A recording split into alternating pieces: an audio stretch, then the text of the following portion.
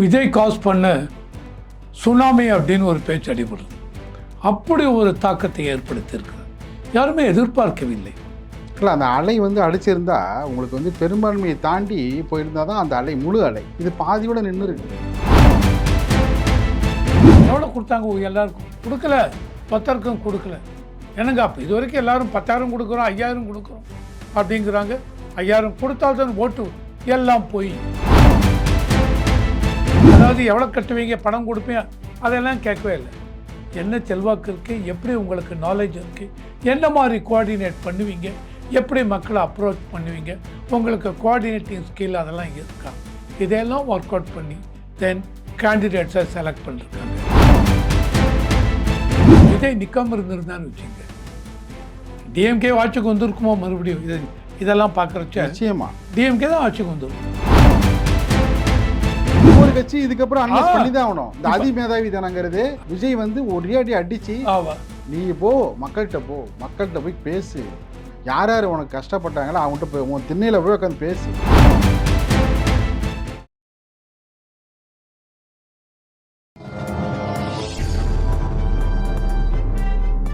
பத்திரிகை.com நேயர்களுக்கு இனிய வணக்கம்.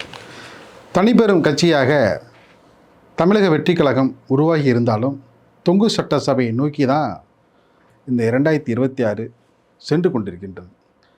அதனை மெய்ப்பிக்கும் வகையில் தமிழக வெற்றி கழகத்துக்கு அறுதி பெரும்பான்மை கிடைக்கவில்லை. அவர் ஆட்சி அமைப்பதற்கான அறுதி பெரும்பான்மை யாரிடமிருந்து பெறப்போகிறார், எந்தெந்த வகையில் யார் யாருக்கு சேதத்தை ஏற்படுத்தியிருக்கிறார், அவருக்கு சேதாரம் ஏற்படுத்திய கட்சிகள் எந்தெந்த கட்சிகள் என்பது உள்ளிட்ட பல்வேறு கேள்விகளுக்கு பதிலளிக்க இணைந்திருக்கிறார் அரசியல் விமர்சகர் ரவிசங்கர் அவர்கள். வணக்கம் சார். வணக்கம். வணக்கம்.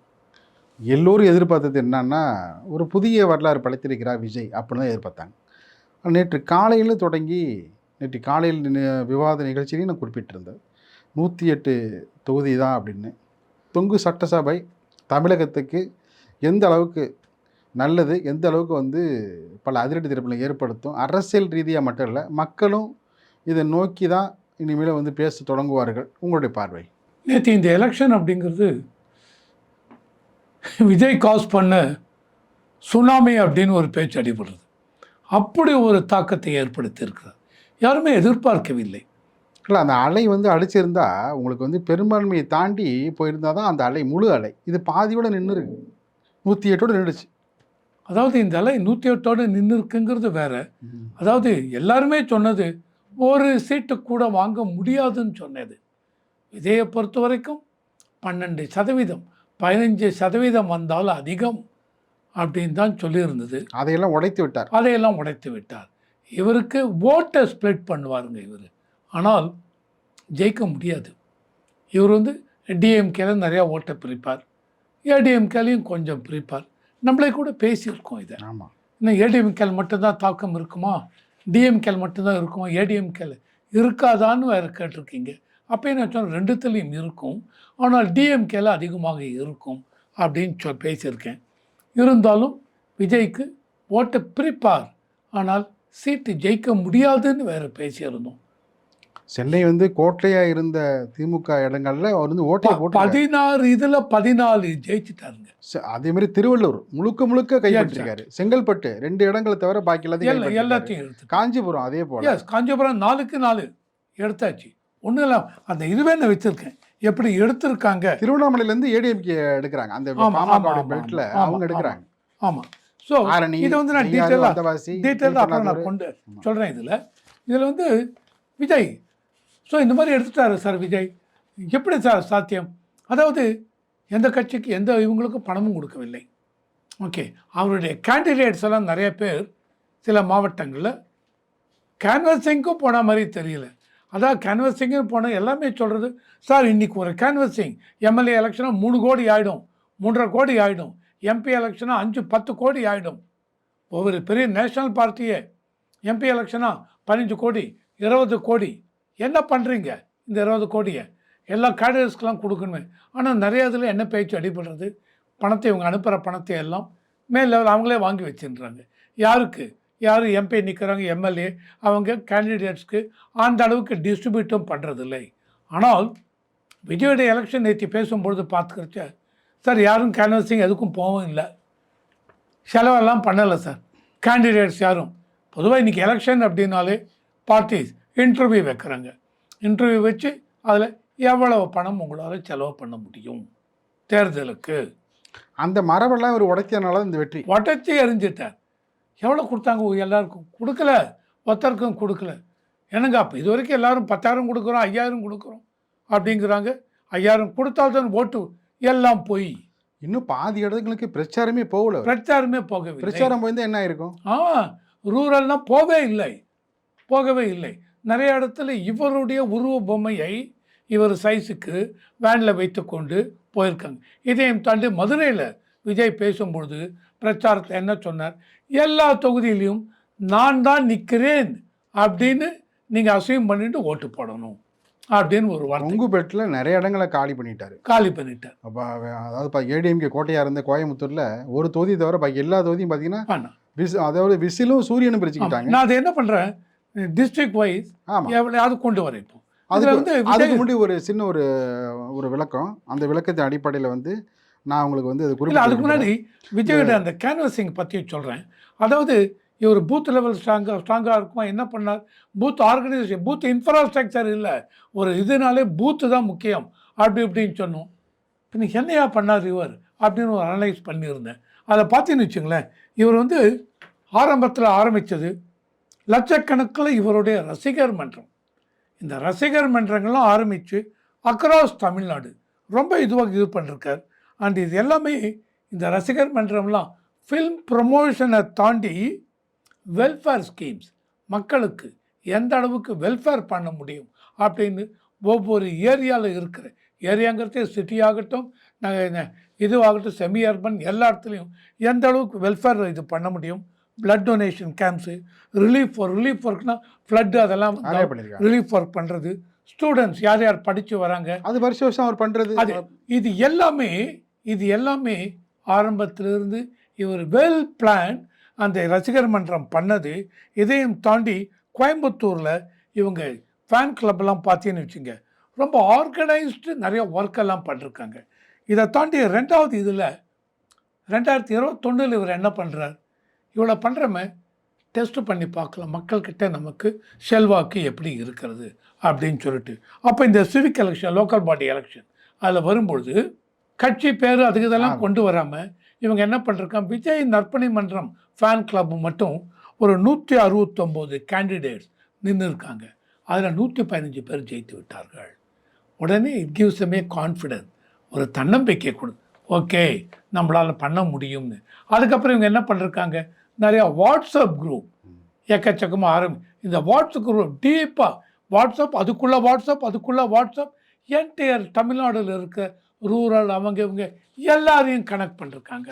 இந்த வாட்ஸ்அப் குரூப்பில் அத்தனை மெம்பர்ஸ் இதில் ஜாயின் பண்ணிருக்காங்க.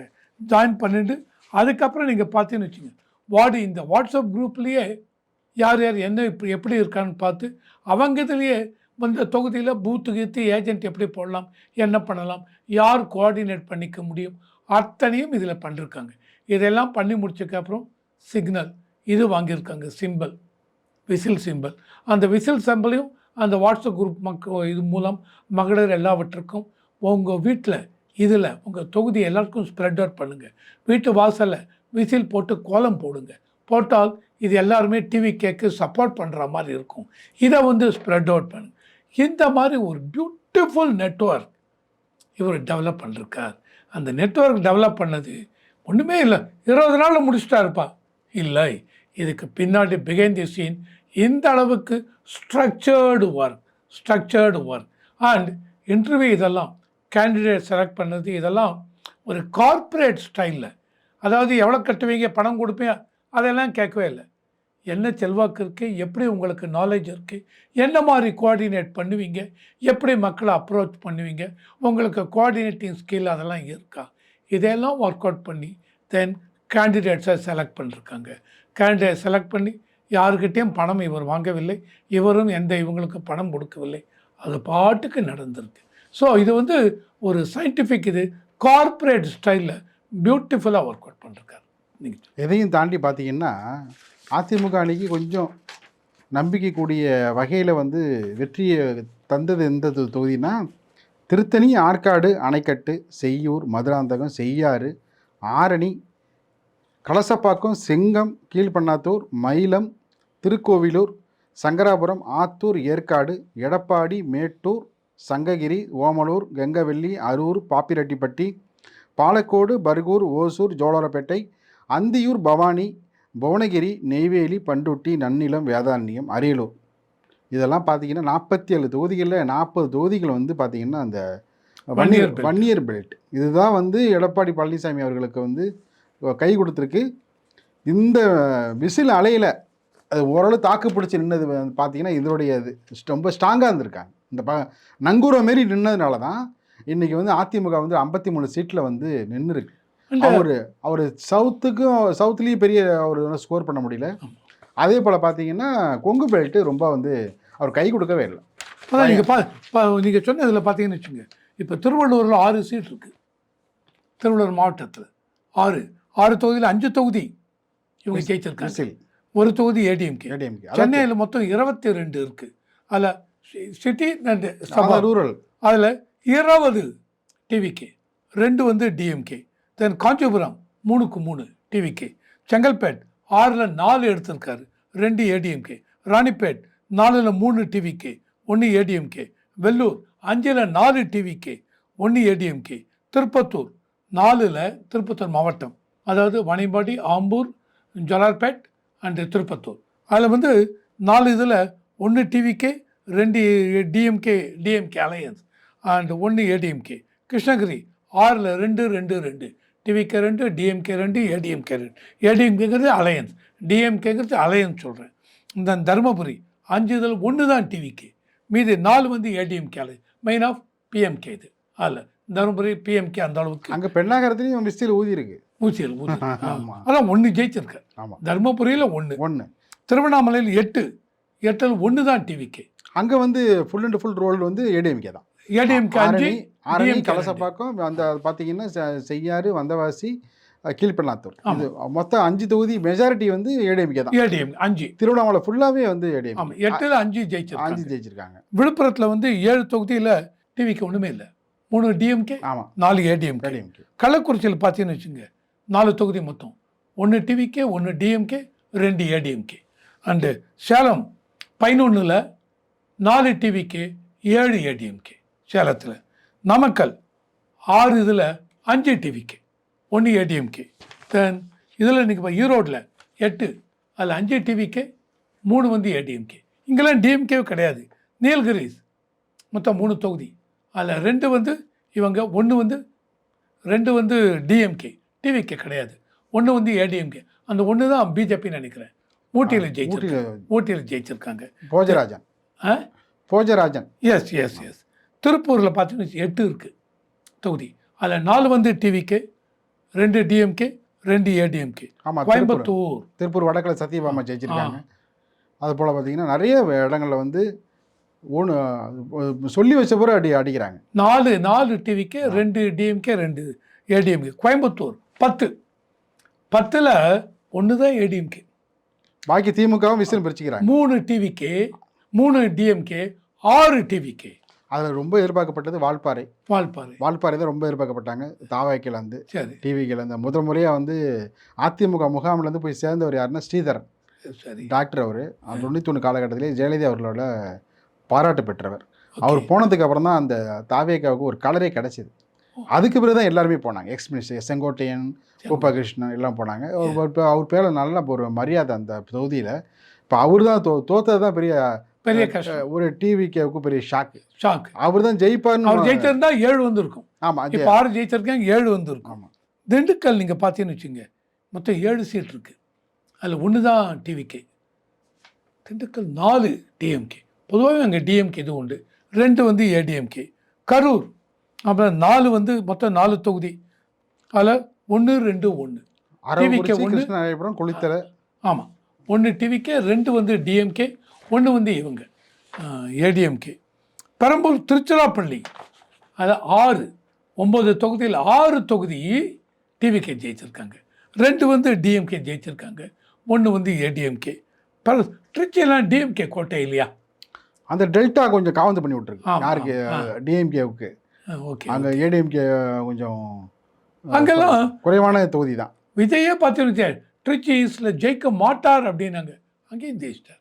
மணப்பாறையில் வந்து கைப்பற்றிருக்காரு. மணப்பாறையில் பார்த்தீங்கன்னா மணப்பாறை, மண்ணச்சநல்லூர், துறையூர், ஸ்ரீரங்கம் இதெல்லாம் பார்த்தீங்கன்னா விசில்.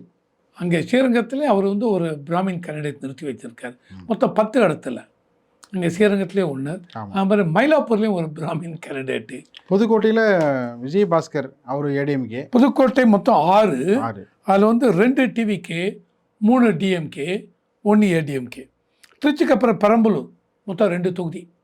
அதில் டிவிகே 1, டிஎம்கே 1. கடலூர் 9 தொகுதி. 9 தொகுதி. அதில் 1 தான் டிவிகே ஜெயிச்சிருக்காங்க. ஆமாம், அங்கே வந்து பார்த்தீங்கன்னா ரிசல்ட் வேறு மாதிரியே வந்துருக்கு. 5 வந்து டிஎம்கே, 5 டிஎம்கே, 3 ஏடிஎம்கே. 1 வந்து பார்த்தீங்கன்னா தேமுதிக.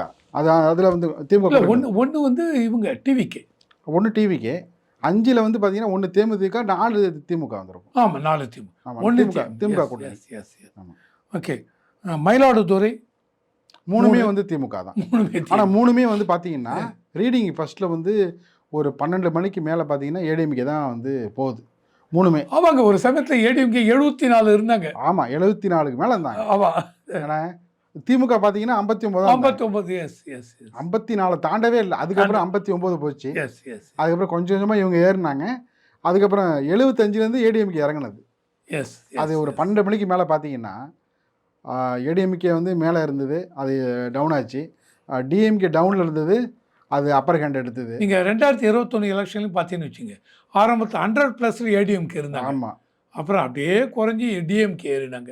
ஏடிஎம்கே கடைசியில் ஏடிஎம்கே ப்ளஸ் 75 முடித்தாங்க. ஏடிஎம்கே 66 சீட்டு, பிஜேபி 4, பிஎம்கே 5. 2021. நாகப்பட்டினம் 3, அதில் டிவிக்கு ஒன்றுமே இல்லை, 2 டிஎம்கே, 1 அதிமுக, ஏடிஎம்கே. திருவாரூர் மொத்தம் 4 தொகுதி. அங்கேயும் டிவிக்கே ஒன்றும் இல்லை, 2 டிஎம்கே, 2 ஏடிஎம்கே.